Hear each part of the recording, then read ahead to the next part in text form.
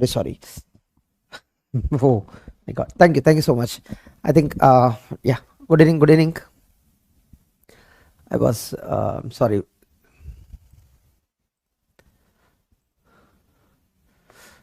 Good evening, is it audible now everyone?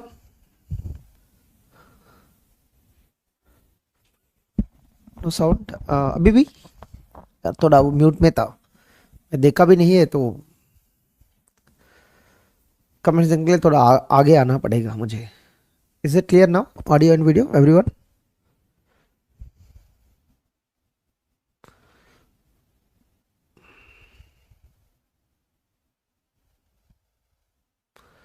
No, we have another class also, right? Great.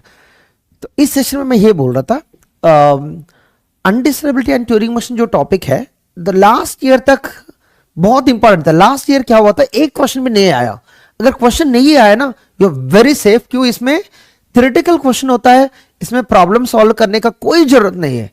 तो यह ऐसे होता है ना, फंडामेंटल बनाना, ग्रामर को समझना, इसमें ये नहीं होता। एक लाइन में, दो लाइन में क्वेश्चन होता है, बहुत इजीली अगर समझ में आया ठीक है, नहीं समझ में आया तो नहीं कर सकते। तो इसमें ये इंपॉर्टेंट है। तो ट्यूरिंग मशीन अनडिसेबिलिटी बहुत इंपॉर्टेंट था, बट लास्ट ईयर में एक क्वेश्चन भी नहीं आया। तो अगर इस बार भी ऐसे हुआ है नेक्स्ट आपके टाइम में, तो बाकी आउट कर सकते, मतलब आउट ऑफ जितने भी मार्क्स है, 8/8, 9/9, जितने भी मार्क्स आएगा टीओसी से पूरा आप निकाल सकते। बट ये 1-2 मार्क्स होता है ना, वो जो प्रिपेयर करेंगे ट्यूरिंग मशीन अनडिसेबिलिटी मिलके 1-2 मार्क आएगा, वो आप केयर कर लेना। बट बाकी जितने भी टॉपिक्स है, बहुत इजी क्वेश्चंस होता है गेट में, याद रखना, है ना? जब भी है ना, आई थिंक फ्रॉम 2014 एंड 15, तो टीओसी का क्वेश्चंस बहुत इजी थी, है ना? तो इसलिए मैं कह रहा हूं, तो 8/8, 9/9 लाना बहुत इजी है टीओसी में। तो इसलिए लास्ट चैप्टर में बता रहा हूं यार, TOC is one of the easy subject. जो इस चैप्टर तक आया है, तो उन लोग के लिए it's, you are you know eligible to get full marks in TOC. आप तक कोई पहुंच नहीं पाया, तो वो पहले ही 2-3 मार्क में वो डिसाइड होंगे, ठीक है? तो ये बहुत इंपॉर्टेंट है। फाइंड बेटा बहुत इंपॉर्टेंट, कॉन्टेक्स्ट फ्री ग्रामर्स बहुत इंपॉर्टेंट, और ये लास्ट चैप्टर थोड़ा इंपॉर्टेंट था, बट ये डिसाइड कर लेना। Never Ankita, never. चलो, अनडिसाइडेबिलिटी। तो लास्ट क्लास में ये किया था हम, ट्यूरिंग मशीन। जयेश ना, कंप्लीट कोर्स का क्वेश्चंस नहीं है, सिर्फ अनडिसाइडेबिलिटी का टॉपिक है। अगर नहीं करना है तो वो आप डिसाइड कर लेना, ठीक है? ट्यूरिंग मशीन लास्ट क्लास में कंप्लीट किया था हम। अब इस सेशन में हम डिसाइडेबल, और इसी को हम देखो, डिसाइडेबल का दूसरा नाम क्या है? रिकर्सिव। ये नाम पता होना चाहिए सबको। एसडीयूडी मतलब होता है आरजी बट नॉट रिकर्सिव का दूसरा नाम है, और ये दोनों मिलकर नाम होता है एसडी और आरजी। आप डिसाइड कर लो क्या नाम बोलते हैं इस दोनों को। ये भी एसडी है, ये भी एसडी है, ठीक है? और आरजी वो तो लिखा है ना यहीं पर, ठीक है?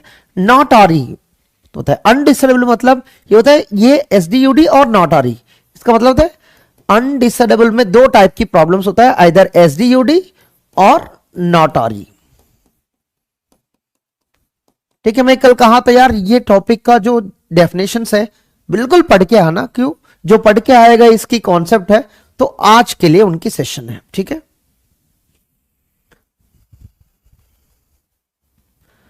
पीवाईक्यू के लिए अगर वीडियो चाहिए, आई थिंक यूट्यूब में हम पूरा पीवाईक्यू के लिए वीडियो बनाया, और अगर गेट पीवाईक्यू आप पीडब्ल्यू से खरीद किया है, उसमें हर क्वेश्चन की वीडियो बनाया है, ठीक है? पीडब्ल्यू का वीडियो यहां नहीं होगा, ठीक है? स्टार्ट करें। सो डिसीजन प्रॉपर्टीज में पहले ए आपको पढ़ना है, डिसीजन प्रॉपर्टीज टेबल, ठीक है? क्या पढ़ना है सबको? टेबल। एक टेबल है, इससे आपको बहुत सारे क्वेश्चन सॉल्व होता है। डिसीजन प्रॉपर्टीज टेबल, है ना?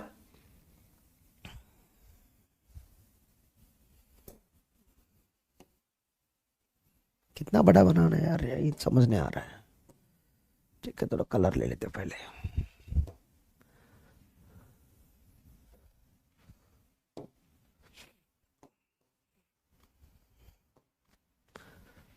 इतना बड़ा हो जाएगा, ठीक है, इतना बड़ा। ये टेबल को आप सबको याद रखना होगा, ठीक है।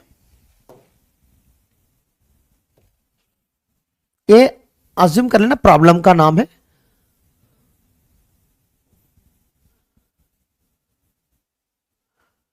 ठीक है। और ये फर्स्ट चैप्टर है रेगुलर लैंग्वेजेस, ये हो सकता है DCFLs और CFLs और जो भी है, दो लास्ट टॉपिक्स। हेडिंग्स डाल देते, ठीक है। हेडिंग्स के बाद जो है हम यहां लिख देते फर्स्ट प्रॉब्लम। आई थिंक ऐसे भी नहीं रखना चाहिए, इसी में रख देते।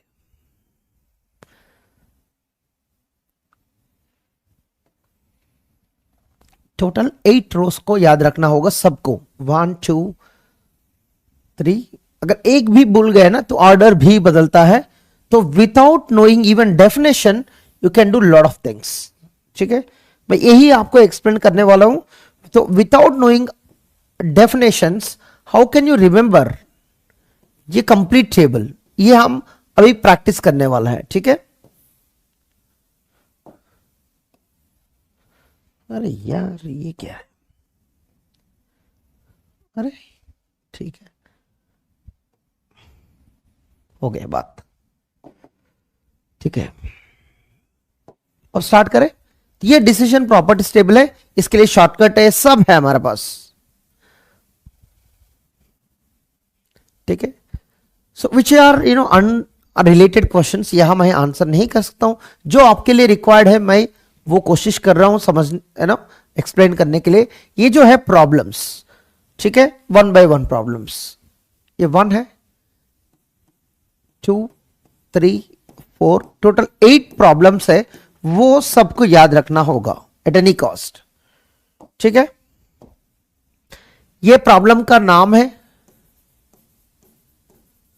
ये लैंग्वेजेस और मशीन का नाम है। तो मशीन में क्या रख सकते हैं हम, यहां पर फाइनाइट ऑटोमेटा के लिए, ये DPDA के लिए, ये PDA के लिए, और ये HTM और LBA दोनों के लिए लगा सकते, कोई दिक्कत नहीं, दोनों का आंसर सेम होता है। और ट्यूरिंग मशीन के लिए, ठीक है।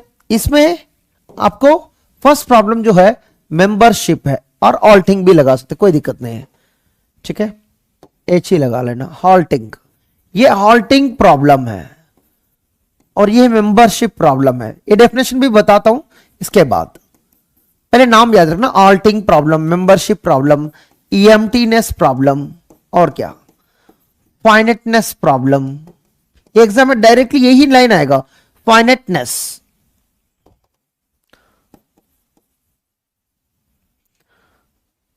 टोटालिटी,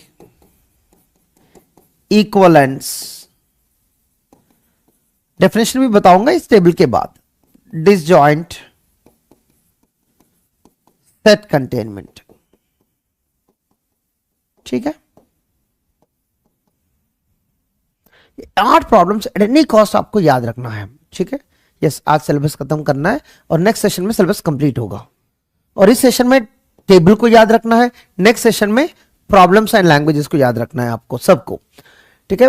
अब ये इसलिए बहुत इजी है, देखो फर्स्ट कॉलम जो है सारे डिसाइडेबल है। मतलब ये जो प्रॉब्लम्स दिख रहा है ना, हॉल्टिंग प्रॉब्लम, मेंबरशिप प्रॉब्लम, सब क्या है, डिसाइडेबल है। ये सारे क्या है, डिसाइडेबल है। तो यह एक नाम याद रखना, टिक किया है इसका मतलब डिसाइडेबल है, क्रॉस किया है तो अनडिसाइडेबल है। तो ये नाम याद रखना, ठीक है। और ये जो लास्ट कॉलम जो दिख रहा है ना, वो अनडिसाइडेबल है।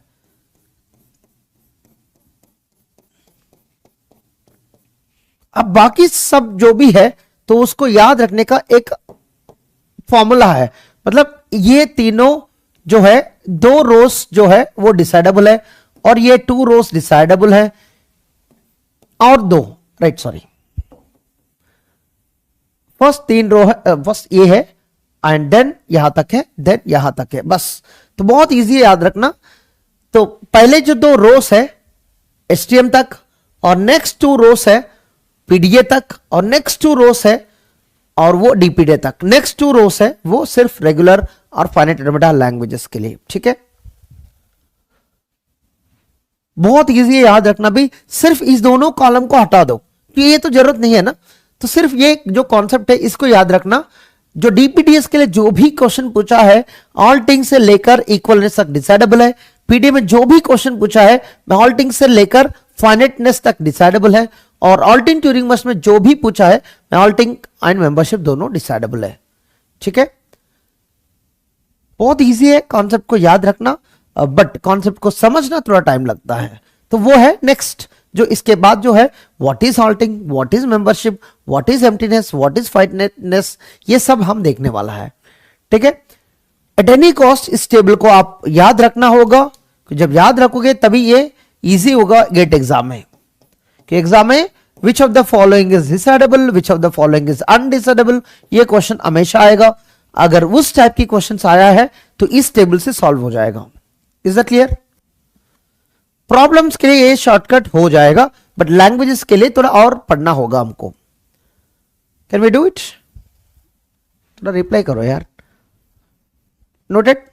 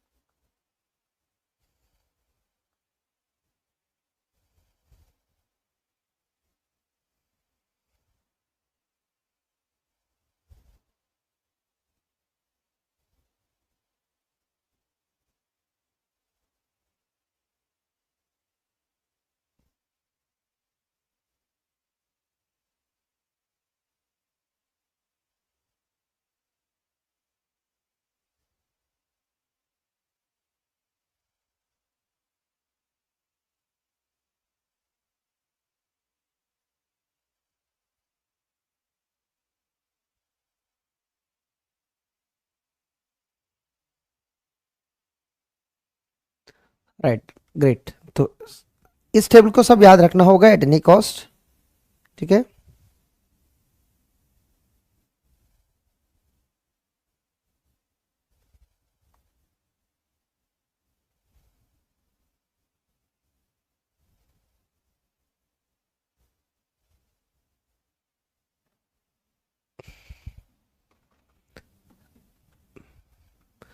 सेकेंड हाफ में ब्रेक मिलेगा, इस टेबल को समझने के बाद हम ब्रेक लेंगे, उसके बाद वो करेंगे, ठीक है। जल्दी कोशिश करेंगे इस ब्रेक इसको समझने के लिए। फर्स्ट प्रॉब्लम जो है हाल्टिंग प्रॉब्लम, बताना व्हाट इज हाल्टिंग प्रॉब्लम, ये तो इंपॉर्टेंट है ना। हाल्टिंग प्रॉब्लम समझना बहुत इंपॉर्टेंट है। उससे पहले what is the problem, right. Problem 3 type होगा, एक डिसाइडेबल, दूसरा सेमी डिसाइडेबल बट अनडिसाइडेबल, तीसरा नॉट आरी, ठीक है। 3 टाइप प्रॉब्लम्स होगा। तो अगर ये डिसाइडेबल है, अगर कोई भी प्रॉब्लम दिया है उसमें 2 टाइप के आंसर होता है, एस और नो। अगर दोनों के लिए लॉजिक है, एस के लिए भी लॉजिक है, नो के लिए भी लॉजिक है, वो डिसाइडेबल है। जैसे हम लैंग्वेजेस में कहते था यार वैलिड स्ट्रिंग्स, इनवैलिड स्ट्रिंग्स, दोनों के लिए लॉजिक है, उसको डिसाइडेबल कहता था हम। अब यहां पर कोई भी प्रॉब्लम पूछा, आर यू गोइंग होम, जाने के लिए भी आंसर है, अगर नहीं जा रहे उनके लिए भी आंसर है, तो वो डिसाइडेबल है, ठीक है।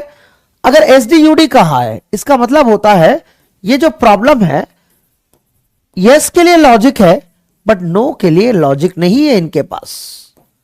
इसका मतलब आप घर जा रहा है क्या, यस उनके लिए लॉजिक है, नो बता रहा है उनके पास डाउट है, यार मैं घर जा रहा हूं, नहीं जा रहा। घर जाने के लिए कोई लॉजिक है, क्यों जा रहा है, नहीं जा रहा है, तो उनके पास लॉजिक है। लॉजिक नहीं है, लॉजिक नहीं है तब ये एसडीयूडी होता है ना। डाउट है तो मतलब वो डी हो सकता है, एसडीयूडी हो सकता। अगर नो के लिए डाउट है वो डी हो सकता, डाउट मतलब एस भी हो सकता, नो भी हो सकता, राइट। नो के लिए लॉजिक हो सकता, नो के लिए लॉजिक नहीं हो सकता। अगर थोड़ा भी डाउट है नो के लिए लॉजिक, तो वो डी और एसडीयूडी बनता है, डी और एसडीयूडी। अगर बिल्कुल क्लियर है दोनों के लिए लॉजिक है वो डी है, एस के लिए लॉजिक है, नो के लिए लॉजिक नहीं है, वो एसडीयूडी है। बट एस के लिए लॉजिक है, नो के लिए इनके पास लॉजिक डाउट है, तो वो आइदर डी और एसडीयूडी होता है। Next NR, not RE. Not RE में क्या है, प्रॉब्लम में जो प्रॉब्लम दिया है यस के लिए लॉजिक नहीं है, नो के लिए हो सकता, नहीं भी हो सकता, कोई दिक्कत नहीं है। ठीक है, ये बहुत इंपॉर्टेंट है, जो हम लैंग्वेजेस में देखा है वही कॉन्सेप्ट यहां भी होगा। ठीक है, इज इट क्लियर? ये पहले प्रॉब्लम का डेफिनेशन समझना, प्रॉब्लम जो भी हो तो आपको एनालाइज करना, एस कब बोलते हैं, नो कब बोलते हैं, पहले इसको एनालाइज करके बाद में किस में लॉजिक है वो समझना, स्टेप बाय स्टेप करना होगा सबको। ठीक है, तो एक क्वेश्चन बता रहा हूं, पहली प्रॉब्लम जो है हाल्टिंग प्रॉब्लम, ये फाइनाइट ऑटोमेटा के लिए अलग है। कितने प्रॉब्लम्स है यार इसमें, बहुत सारे है ना, कितने? फाइनाइट ऑटोमेटा के लिए अलग प्रॉब्लम है, और डीपीडीए के लिए अलग है, पीडीए के लिए भी अलग है, और एचटीएम के लिए अलग है, सबके लिए अलग अलग है। तो कैसे पूछेंगे इसको? हाल्टिंग प्रॉब्लम जो होता है सबके लिए अलग अलग डेफिनेशन है। फर्स्ट देखो, for finite automata, is finite automata halts on W, ये क्वेश्चन है।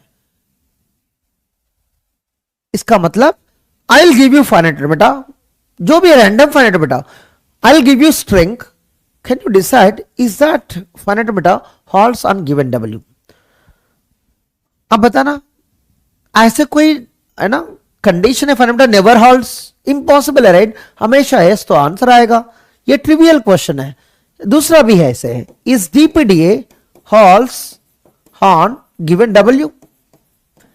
ये क्वेश्चन ही नहीं है बिल्कुल, क्यों सबको पता है एचटीएम तक सारे मशीन्स हाल्ट होता है।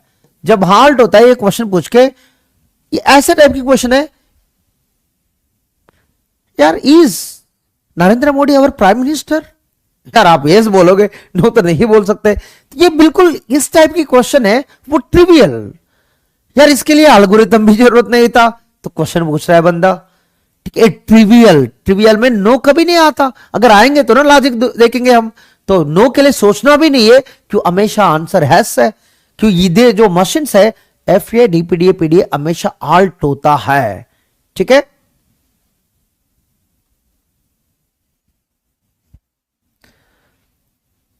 आल सेट फाइनल नॉन फाइनल ये अलग बात है, हाल्ट होता है बस। ये वैलिड स्ट्रिंग इनवैलिड स्ट्रिंग नहीं पूछ रहा है, एक्सेप्ट डजंट एक्सेप्ट नहीं पूछ रहा है, हाल्टिंग अलग है, एक्सेप्टिंग अलग है, ये पहले याद रखना होगा।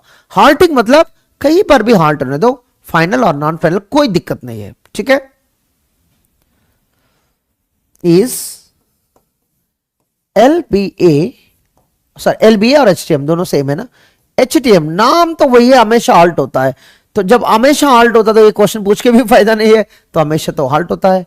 Is TM halts on W, some string W, W मतलब some string। यार ये थोड़ा डाउट है, यहां सब में क्या है लॉजिक होगा, ये सारे डिसाइडेबल है बाय डेफिनेशन, बट आप देखना होगा यहां पर दो चीज है, एस नो, किसके लिए लॉजिक होगा? एस मतलब ऑल सेट फाइनल, यार नो मतलब क्या होगा? आल्ट होगा, हाल्ट होगा तो लॉजिक होगा, बट गारंटी है क्या हाल्ट होगा TM? No guarantee, it may halt और डजंट हाल्ट,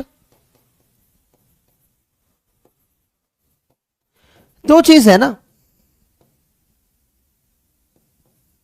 अगर हाल्ट होगा तो लॉजिक है, बट हाल्ट नहीं होगा तो लॉजिक नहीं है। तो इसमें बताना किसके लिए लॉजिक है, एस के लिए लॉजिक है, नो के लिए लॉजिक है? एस के लिए लॉजिक है, नो के लिए we don't know what's going to happen, indirectly we will not have a logic, है ना। प्रॉब्लम है तो क्लियरली आपको एल्गोरिथम है तो दोनों लॉजिक होना चाहिए, पहले एस के लिए लॉजिक है, नो के लिए we don't have the logic, तो यही तो एट द एंड हम बता सकते we don't have a logic. Clearly आप स्टिक मार सकते, क्यों? We can not prove the logic, we can not show the logic, तो इसलिए ये जो प्रॉब्लम होता है S D U D, is that clear everybody? क्यों लिखा है एसडीओडी? ये तो अनडिसाइडेबल है, गारंटी अनडिसाइडेबल है ना, बट इनके लिए ट्यूरिंग मशीन है, बट फिर भी अनडिसाइडेबल है। ठीक है, एवरीबॉडी क्लियर? अनडिसाइडेबल तो है, बट ए एसडीयूडी है। एग्जाम में कभी कभी ये भी आएगा, halting problem is dash decidable, no, undecidable yes, semi decidable yes, क्यों ये सेमी डिसरेबल भी है, राइट, सेमी डिसरेबल भी है, डन। तो प्रॉब्लम बताएगा हॉल्ट मतलब लॉजिक है, डजंट हॉल्ट कभी भी आया, एक बार भी आया, वहां पर लॉजिक नहीं होता। तो ये पॉइंट को याद रखना होगा, डज नॉट हॉल्ट एक बार भी आया है, उस सिचुएशन में लॉजिक ही नहीं होता, ठीक है। या डज नॉट हॉल्ट भी पॉसिबल है, तो इसलिए इनके लिए लॉजिक नहीं बनेगा, डन। तो ये हॉल्टिंग प्रॉब्लम, तो एग्जाम में halting problem for regular languages और sorry finite automata, halting problem for DPDA, PDA, STM decidable है, halting problem for Turing machine undecidable but semi decidable, ठीक है। halting problem को समझने के लिए Turing machine होगा बट halting Turing machine नहीं होगा। आई होप नो डाउट, कभी भी एग्जाम में आया है halting प्रॉब्लम, तो ये बात समझना, ये मशीन हमेशा halt होता है बाय डेफिनेशन, इसलिए इनकी प्रॉब्लम जो है डिसाइडेबल। ये भूलना भी नहीं है, अगर थोड़ा भी भूल गए इस टेबल को याद रखना, बस टेबल में तो ऑलरेडी आंसर है, ये सब डिसाइडेबल है यहां तक, राइट। ये टेबल याद रख सकते हैं आप बहुत आराम से, ठीक है। यहां तो टेबल भी ऐसे बना हुआ, इस पैटर्न में बना हुआ, राइट, इस पैटर्न में, तो बहुत इजी है याद रखना भी।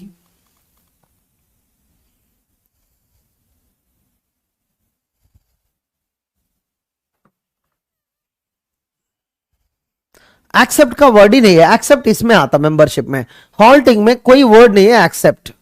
हॉल्ट मतलब इट में हॉल्ट एट फाइनल और नॉन फाइनल, बट हॉल्टिंग दिखाना है, ठीक है। हमको नहीं पता क्या टीएम दिया है, क्या स्ट्रिंग दिया है, एल्गोरिथम दिखाना है। दुनिया में सारे ट्यूरिंग मशीन के लिए काम करना चाहिए, सिर्फ एक ट्यूरिंग मशीन के लिए नहीं। ये एल्गोरिथम की बात चल रही है, ये थ्योरेटिकल कॉन्सेप्ट्स को हम डिस्कस कर रहे हैं। अगर एल्गोरिथम है, देखो फाइनाइट बटा हॉल्स ऑन डब्ल्यू, दुनिया में कोई भी फाइनाइट बटा देना मुझे, मैं बता सकता हूं ये हमेशा हॉल्ट होता है। ये डेफिनेशन तो है, स्ट्रिंग उसके ऊपर रन करेंगे तो पक्का हॉल्ट होगा, बट ये गारंटी इसमें नहीं मिलता है, कि इनकी डेफिनेशन होता है अगर इनवैलिड है वो नेवर हॉल्ट में भी जा सकता है, नेवर हॉल्ट में भी जा सकता है, वही दिक्कत है, ठीक है। ऑफ कोर्स मशीन बना के नहीं दिखाया, बट फिर भी ये गारंटी है।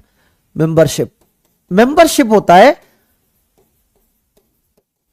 डिफरेंट। मेंबरशिप ये होता है इस एम एक्सेप्ट्स, ऑल्स नहीं पूछते हम, एक्सेप्ट्स डब्ल्यू, ये होता है क्वेश्चन। वो लैंग्वेज के लिए भी पूछ सकता है, मशीन के लिए भी पूछ सकता है, ग्रामर के लिए भी पूछ सकता है। यहां पर is M accepts W, is W belongs to L, is W belongs to L of G, तो ग्रामर के लिए भी पूछ सकते हैं, एक्सप्रेशन के लिए भी पूछ सकते हैं। तो यहां मशीन भी इन्वॉल्व होगा, लैंग्वेज भी इन्वॉल्व होगा, ग्रामर भी इन्वॉल्व होगा, एक्सप्रेशन, रेगुलर एक्सप्रेशन भी इन्वॉल्व कर सकते हैं रेगुलर लैंग्वेजेस के लिए, ठीक है।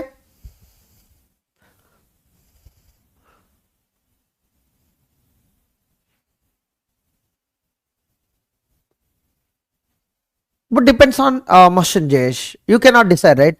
मैं क्या ट्यूरिंग मशीन दिया आपको नहीं पता, क्या सेटिस्फाई होता आपको नहीं पता, ठीक है। अगर स्ट्रिंग वैलिड है वो ऑल्ट होगा, इनवैलिड है वो मशीन डिसाइड करेगा, but machine to machine vary होगा ना। कोई भी मशीन होगा तो एल्गोरिथम दिखाना होता है, इस मशीन में हाल्ट हुआ, इस मशीन में हाल्ट नहीं हुआ, तो क्यों हाल्ट नहीं हुआ, क्यों हाल्ट हुआ, वो बताना होगा एल्गोरिथम। अगर नहीं बताया तो ये एल्गोरिथम नहीं है, ठीक है। एल्गोरिथम हमेशा बताएंगे क्यों आल्ट नहीं होता है, क्यों आल्ट नहीं होता है, बट आल्ट नहीं हुआ तो उनके लिए एल्गोरिथम ही नहीं है दुनिया में, ये क्यों हाल्ट नहीं होता है, एल्गोरिथम नहीं है बताने के लिए, ठीक है, ठीक है।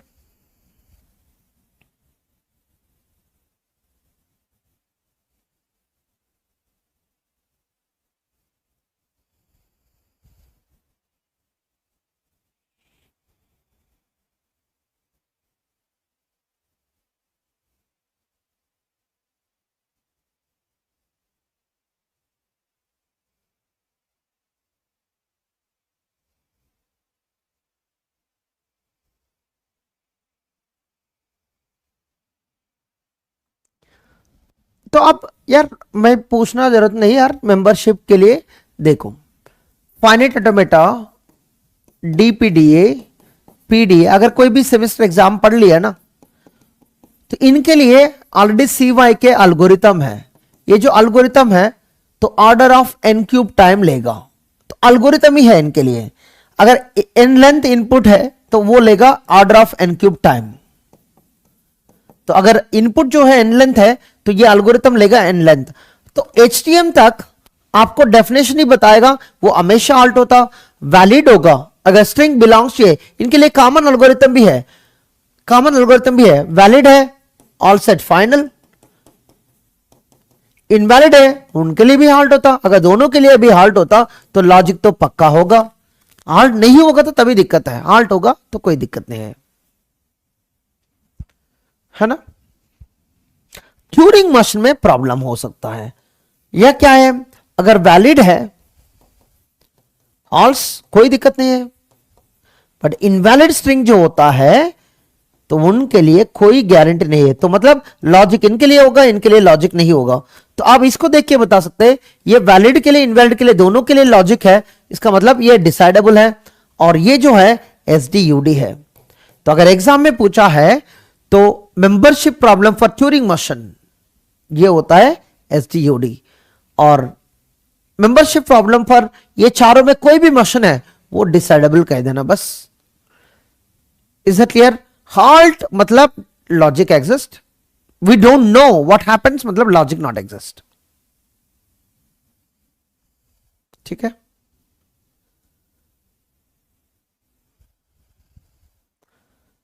Is it clear? यार कोई भी दिक्कत होता है सिर्फ आपके नाम से सर्च कर लो, सब मिल जाता है ना, तो डायरेक्टली भी पूछ सकते हैं, right? We are here to learn, तो लर्न। ओके, वैसे भी मैं प्रॉब्लम का डेफिनेशन दूंगा, बट जरूरत नहीं है इसको सबके लिए अप्लाई करने के लिए। What is emptiness problem?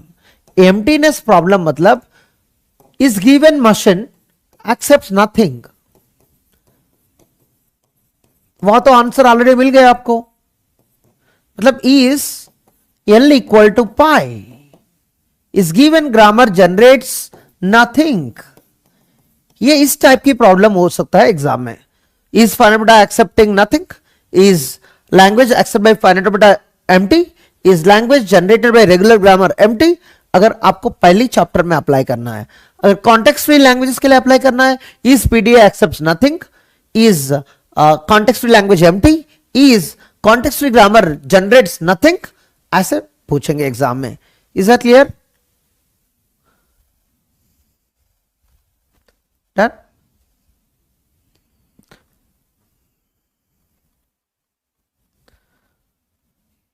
ये एम्प्टीनेस का प्रॉब्लम है, ठीक है। और फाइनेटनेस को कैसे हम डिफाइन करते हैं? बेसिकली फाइनेटनेस मतलब is M accepts finite language. ये जो M है कॉलम के ऊपर डिपेंड होता है, फाइनेट बेटा DPDA, PDA, HTM, TM। Is M accepts finite language, नहीं तो इज L ऑफ M और L equal to finite, is language generated by grammar. अगर ग्रामर है इनके लिए, वो फाइनेट लैंग्वेज को जनरेट कर रहा है क्या, वो है, ठीक है। ये डेफिनेशन बहुत इंपॉर्टेंट होगा एग्जाम में, यही चेंज होता है। Is PDA accepts finite language, is Turing machine accepts finite language, column के अकॉर्डिंगली आपको मिल जाएगा, ठीक है। इसको यार इसका नाम ही होता है फाइनेटनेस डेफिनेशन। एग्जाम में ये भी हो सकता which of the following problem is decidable, उसमें फाइनेटनेस दिख सकता, नहीं तो इस डेफिनेशन भी दिख सकता है, ठीक है।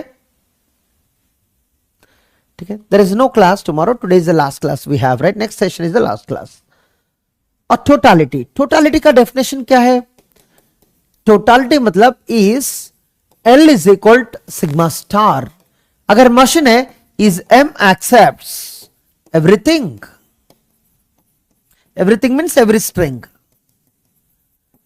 यह है डेफिनेशन ऑफ टोटालिटी, ठीक है। और इक्विवेलेंस, इक्विवेलेंस का वर्ड लिखा वहां पर, या डेफिनेशन यहां प्रोवाइड करेंगे हम। अगर दो मशीन दिया है is M1 equivalent to M2, इसका मतलब क्या होता है? Is language accepted by M1 is it same as language accepted by M2। अगर एस नो के लिए दोनों के लिए लॉजिक है तब डिसाइडेबल है, तो टेबल में मिलेगा आपको आंसर। ठीक है,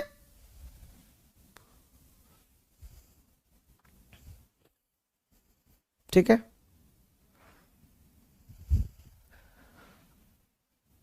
ग्रामर्स दिया है तो दो ग्रामर्स का जो लैंग्वेज है सेम है क्या?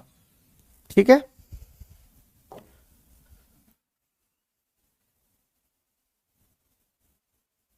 डिसजॉइंट, डिसजॉइंट को हम ये भी कह सकते हैं इंटरसेक्शन एम्प्टी प्रॉब्लम। मतलब दो लैंग्वेजेस है, इनकी जो इंटरसेक्शन है एम्प्टी है क्या, इसको बोलते हैं हम डिसजॉइंट प्रॉब्लम। तो इसको हम ऐसे भी लिख सकते हैं, दो मशीन्स है, उनकी लैंग्वेजेस जो होता है उनकी इंटरसेक्शन है एम्प्टी है क्या। अगर दो ग्रामर्स है तो ग्रामर्स जो रिप्रेजेंटेड लैंग्वेजेस है उनकी इंटरसेक्शन एम्प्टी है क्या। इंटरसेक्शन एम्प्टी, इसका प्रॉब्लम होता है इंटरसेक्शन एम्प्टी, ये भी एक प्रॉब्लम का नाम है। ठीक है, इंटरसेक्शन अगर एम्प्टी हुआ वो डिसजॉइंट है, अगर एम्प्टी नहीं हुआ वो नॉट डिसजॉइंट है। ठीक है, तो अगर दो मशीन्स दिया है, रैंडमली दो फाइनाइट ऑपरेटर दिया है, तो अगर दो फाइनाइट ऑपरेटर का लैंग्वेज सेम है नहीं, कैसे डिसाइड करोगे? दो फाइनाइट ऑपरेटर को आप मिनिमम डीएफए बनाना, एल्गोरिथम है, दोनों फाइनाइट ऑपरेटर को डीएफए में कन्वर्ट करो, मिनिमाइजेशन एल्गोरिथम अप्लाई करके दोनों मशीन देखो, अगर दोनों बिल्कुल सेम है, सेम लैंग्वेज, थोड़ा भी अलग है वो सेम नॉट सेम लैंग्वेज, तो इनके लिए एल्गोरिथम भी है। ऐसे पीडीए के लिए, सॉरी पीडीए के लिए नहीं है, डीपीडीए के लिए भी है और डीएफए के लिए भी है। तो इसलिए फाइनाइट ऑटोमेटा एंड डीपीडीए के लिए ये प्रॉब्लम डिसाइडेबल, सॉरी इक्वलेंस के लिए कह रहा था, राइट? ये इक्वलेंस नहीं, क्या है वो, वेरी सॉरी, इक्वलेंस का मैं वो लॉजिक बता रहा था, इससे पहले हो गया वो यार, ये इसका लॉजिक बता रहा हूं। ये फाइनाइट ऑटोमेटा के लिए डिसाइडेबल क्यों है? तो अगर दो फाइनाइट ऑटोमेटा दिया है, इसको मिनिमम डीएफए बनाना, ये वन मान लो, इनके लिए भी मिनिमम डीएफए बनाना, वो बन सकता है ना, एनएफए दिया, डीएफए दिया, उनके लिए मिनिमम डीएफए तो होंगे, एल्गोरिथम यूज करके कर सकते हैं। ये दोनों अगर बिल्कुल सेम है, सेम लैंग्वेज है, थोड़ा भी एक ट्रांजिशन, एक स्टेट कोई भी डिफरेंट है, तो बिल्कुल वो दोनों नॉट इक्वलेंट है। ठीक है, ये एल्गोरिथम आप ऑलरेडी पता है, एनएफए दिया है उसको डीएफए में कन्वर्ट कर सकते हैं। अगर ऐसे भी पूछा है, is DFA equivalent to NFA, yes, ये प्रॉब्लम तो डिसाइडेबल है कि इस एनएफए को डीएफए में कन्वर्ट करेंगे और डीएफए को मिनिमम डीएफए बनाएंगे, मिनिमम डीएफए, इसको मिनिमम डीएफए बनाएंगे, तो बिल्कुल सेम है, तो बिल्कुल सेम लैंग्वेज होगा, तो इक्वलेंट होगा। ठीक है, ठीक है, तो ये डिसजॉइंट है। अगर दो मशीन दिया है, उसकी लैंग्वेजेस आइडेंटिफाई करके उनकी इंटरसेक्शन करना है, ठीक है, देन वो एम्प्टी, ये एम्प्टीनेस प्रॉब्लम होता है। इंटरसेक्शन करने के बाद एम्प्टीनेस भी डिसाइडेबल है, तो ये प्रॉब्लम भी डिसाइडेबल होता है। तो डिसजॉइंट डिसाइडेबल है नहीं है, वो टेबल में आंसर दिया है, एक बार चेक कर लो। लास्ट जो है सेट कंटेनमेंट, क्या है? सेट कंटेनमेंट, ये होता है सबसेट चेकिंग। क्या होता है? Subset check. इसका मतलब होता है अगर टू लैंग्वेजेस दिया है आपको, एक लैंग्वेज दूसरी लैंग्वेज की सबसेट है क्या? अगर दो मशीन दिया है तो L of M1 subset of L of M2। अगर दो ग्रामर दिया है, same L of G1 subset of L of G2। तो दो लैंग्वेजेस दिया है आपको, कुछ नहीं करना है, तो एक लैंग्वेज दूसरी लैंग्वेज को सबसेट बनता नहीं बनता वो चेक करना होगा। अगर दोनों के लिए लॉजिक है वो डिसाइडेबल है, तो इनकी पूरा आंसर जो है टेबल में बना के दिया है। तो एक बार आपको टेबल याद रखना, अनडिसाइडेबल है तो इसका मतलब उनके लिए ट्यूरिंग अल्टिंग ट्यूरिंग मशीन नहीं है, जो जो टिक मारा है उनके लिए तो अल्टिंग ट्यूरिंग मशीन है, तो इसका मतलब एल्गोरिथम है।